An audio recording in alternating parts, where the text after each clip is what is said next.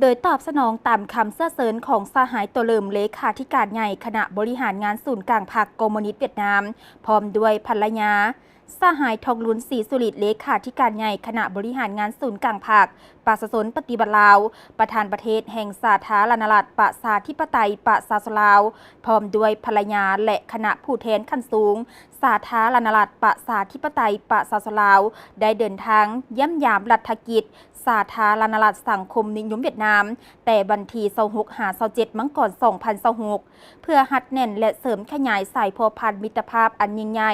ความสามัคคีพิเศษการร่วมมือหอบด้านและหุ้นส่วนยุทธศาสตร์ระหว่างสองภาคสองรัฐและประชาชนสองสัตว์ลาวเวียดนามการเยี่ยมยามต่างประเทศครั้งนี้แมนเป็นข้างทำอิฐภายหลังที่ได้รับการเลือกตั้งให้ดำรงตำแหน่งเป็นเลขาธิการใหญ่พรรคประชาชนปฏิบัติลาวสมัยที่12ในต้นเดือนมังกร2026ผ่านมา2เลขาธิการใหญ่พร้อมด้วยคณะได้ดำเนินการพบปะสองฝ่ายอย่างเป็นทางการเพื่อตีราคาการพัวพันหัวมือสองฝ่ายในระยะผ่านมา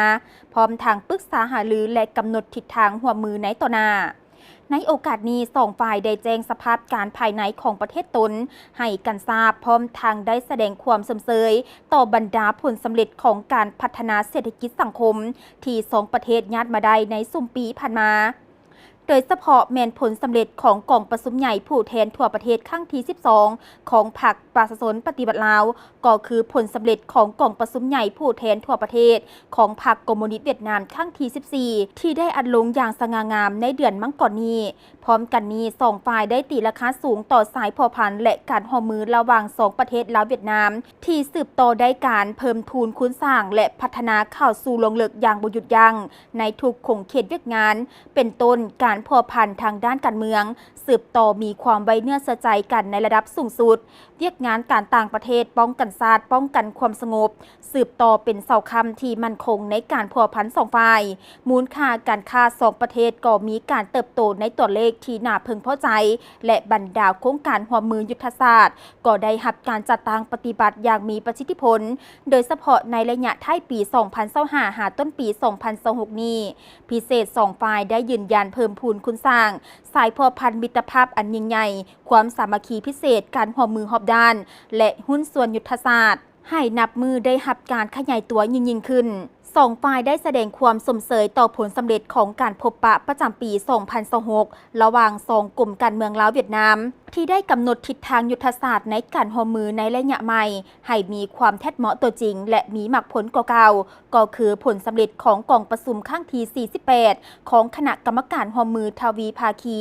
ระหว่างสองรัฐบาลที่ได้สร้างบาดกาวบุกทะลุใหม่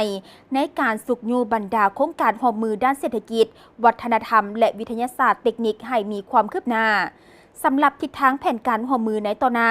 สองเลขาธิการใหญ่ลาวเวียดนามเห็นดีจะสืบต่อหักษาหมุนเสือการแลกเปลี่ยนเยี่ยมยามและการพบปะซึ่งกันและกันระหว่างการนำขั้นสูงของสองภาคสองรัฐก็คือบรรดากระทรวงข้าราชการนับแต่ศูนย์กลางฮอดท้องถิ่นอย่างเป็นปกติโดยเน้นใส่การยกสูงคุณภาพและลงลึกการร่วมมือที่มีลักษณะยุทธศาสตร์สืบต่อหัดแน่นการพัวพันร่วมมือและประสานสมทบกันอย่างใกล้ชิดในเวียกงานป้องกันชาติป้องกันความสงบสืบต่อสุ่มใส่สร้างเงื่อนไขอำนวยความสะดวกเพื่อสุกยูการเสริมโยงพื้นฐานเศรษฐกิจของสองประเทศให้เป็นรูปธรรม